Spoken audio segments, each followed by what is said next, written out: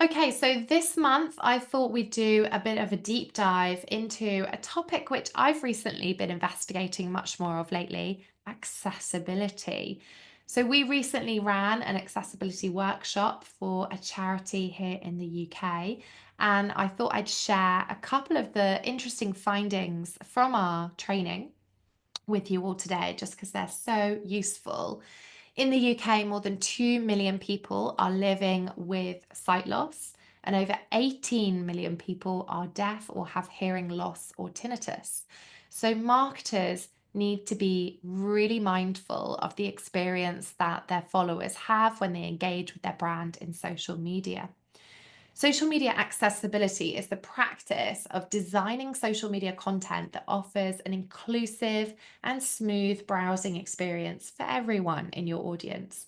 It makes browsing conditions more ideal for things like screen reader apps or screen readers, and users with a disability or different preferences, devices, or environments to enjoy a pleasant social media experience.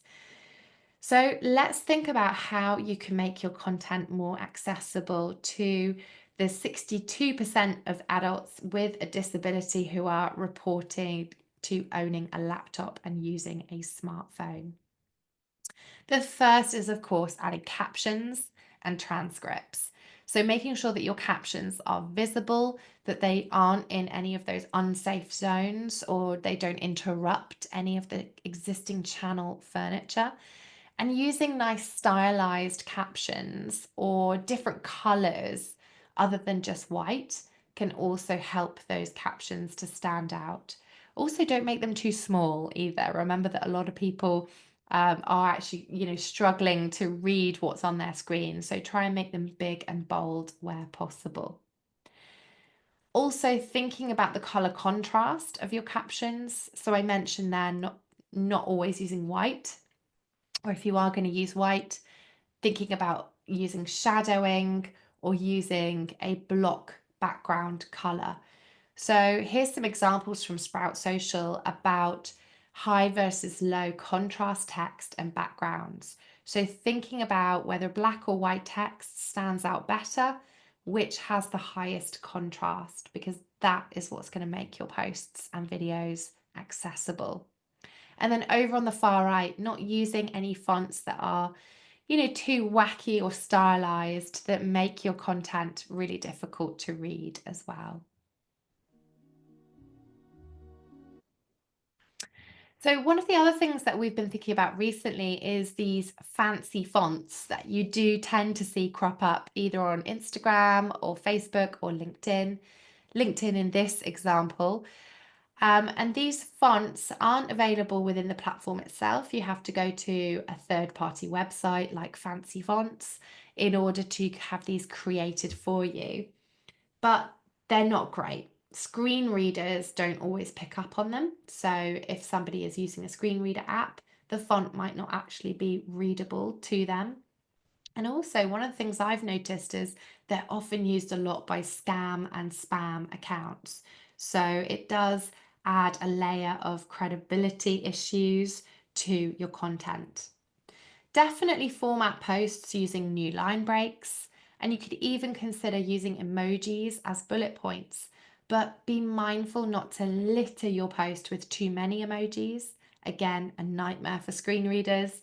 And using short and clear sentences makes your content very accessible. Keep your hashtags to the end of the post if you are still continuing to use hashtags, although given the rise of social search, I don't think hashtags are going to be here for too much longer. But rather than interrupting and making your content very kind of stagnated and difficult to read, put the hashtags at the end on a separate line. So here's some examples of perhaps using, a lot of emojis here, which is maybe slightly too many.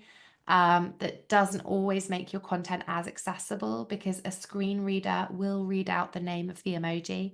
So it might say green tick and then whatever it is you want to say. So something we've been doing at Avocado Social is either using the same emoji if we're doing a bullet point list. so that somebody who's using a screen reader can easily pick up on whether you are using bullet points, and also moving the emojis to the end of the sentence rather than the beginning of the sentence, just to make sure it's extra easy and smooth to read. And then finally, using alt text is really important for all of your content. So if you are uploading content that's highly visual, using a short description of the image, to adding alt text to your post will make that accessible for screen readers. It's available to add in most platforms and scheduling tools now. So once you add an image, you should find the alt text option. And here we're looking at the Meta Business Suite. And when you're writing your alt text, include keywords and context, but avoid the words picture of or image of. So just write exactly what it is, and you can keep that fairly brief.